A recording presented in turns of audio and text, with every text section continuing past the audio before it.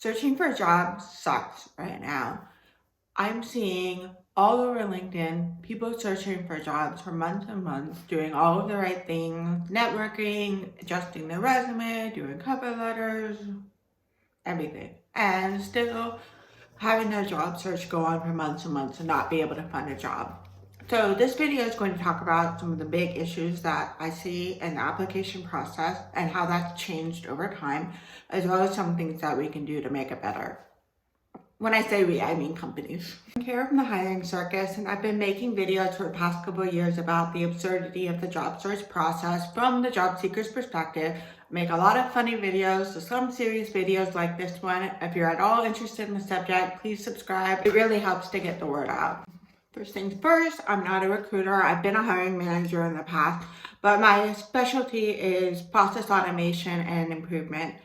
I've been doing that for the past 10 years at a variety of companies, and when I see a process that's as broken as the hiring process, it really gets me interested in finding out what made it go wrong and how can we make it be better. From my perspective, the hiring process really started breaking down when employers started receiving hundreds and hundreds, even thousands of applications for jobs.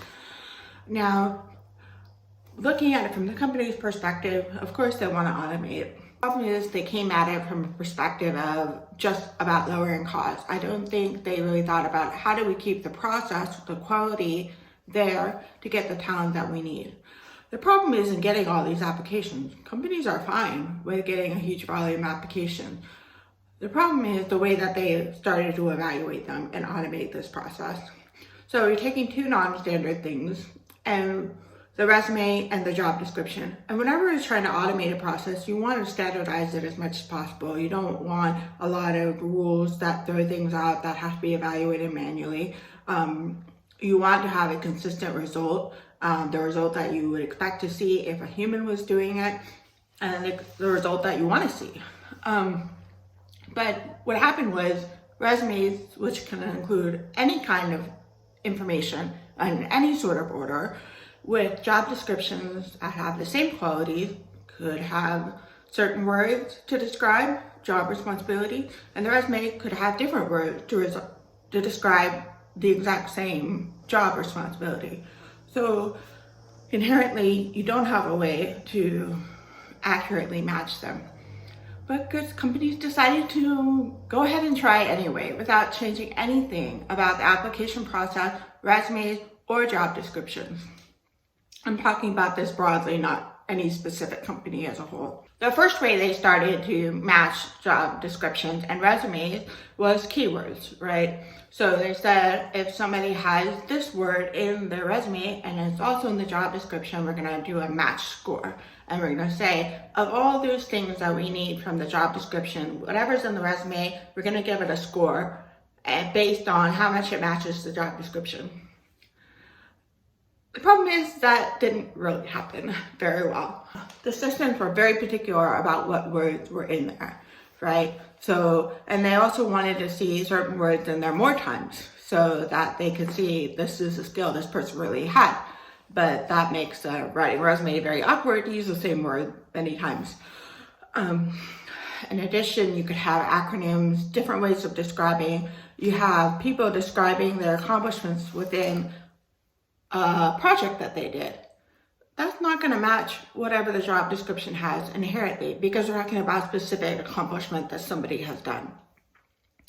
All of these systems started coming up to do this matching, didn't work very well. I'm going to cite this in the description of this video, but there's a paper called The Silicon Ceiling: How Artificial Intelligence Constructs an Invisible Barrier to Opportunity. So Elena Ziti, also talked about, hopefully I'm pronouncing her name right, she also talked about this keyword matching exercise, in that you could have resumes that perfectly match the job description as far as what the job description was asking for, and still score 43%. At a 43% score, you're not going to get looked at. The recruiter is probably only looking at the top 10% or top 20% resumes that scored in the 90s. There are some recruiters that recognize this and that this system is not working very well, and they still review resumes. But on a whole, companies want to establish efficiency. They know, and I'll cite this other research paper that says that they know they're overlooking qualified talent because their systems are not very good at matching qualified people to what the job description is asking for. But they're fine with it because it doesn't cost as much. If they did put the actual effort needed to find people that match that job post, they would cost them money, and they don't want to do that. We have AI, machine learning, large learning models that come onto the scene, promising to do better, promising to take away bias, promising to have a better understanding of that person's background and be able to understand the outcomes that companies wanted to have and match to those outcomes. So companies put, this large amount of data into these models and say what they want, and the machine, AI, whatever, is trying to figure out what input causes that result that companies are looking for. Now, the problem is with these algorithms, machine learning, etc., it's very hard to understand how it makes the connections that it does. And it can make a lot of wrong connections. So, for example, in the paper that I just cited, they submitted a bunch of resumes with essentially the same information, but because they didn't all have the same formatting, even though the content was the same, they got different scores. Okay, so somewhere along in that machine learning process, it decided or found a connection between formatting of a specific section of the resume to higher success rate on the job. It's making all of these connections and assuming all of these things, or not assuming all these things, but making all of these connections that may or may not be valid.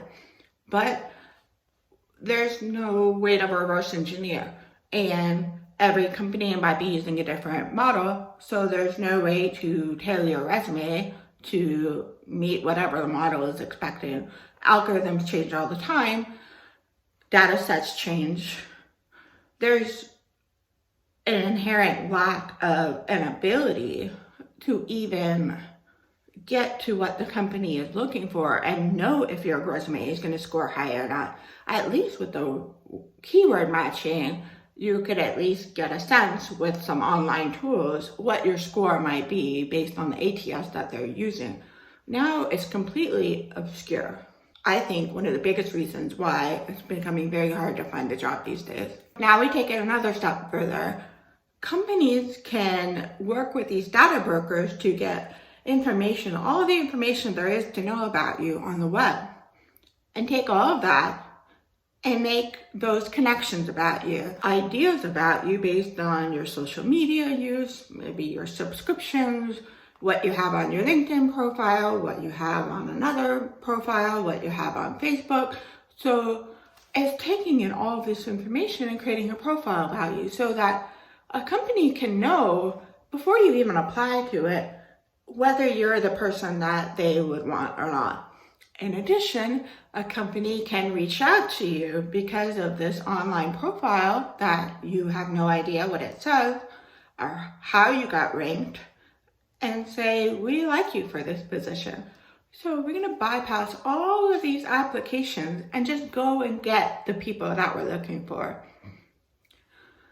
This is not a new thing as far as looking for passive candidates and saying, I want somebody who already has a job, not even looking for a job, not even applying for a job. I'm going to go after them instead of looking through these thousands of applications. That's a huge slap in the face for a job seeker. There's no reason to say that a passive candidate is better than an active candidate. Passive candidates are more expensive to go after. You've got to offer them more money. You've got to court them. It takes longer to fill the position with an active candidate.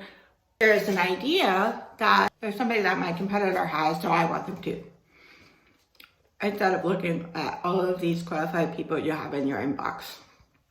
The big problem I have is that what is in everybody's online profile, you don't even know. You don't even have a way to contest and say, like it's in your credit score, and say, no, I don't owe that. With this, there are all these models taking in all of your information, making a assumptions about you, making conclusions about you based on whatever is in their data model, and potentially excluding you from opportunities that you would do wonderful in. I did promise to talk about some solutions. I think companies don't realize there's a lot of really small changes that they could make to make things better. Here's what I would suggest. Put a limit on the number of applications that you're going to accept and advertise this is the limit of what we're going to accept. We're going to put a close date on applications.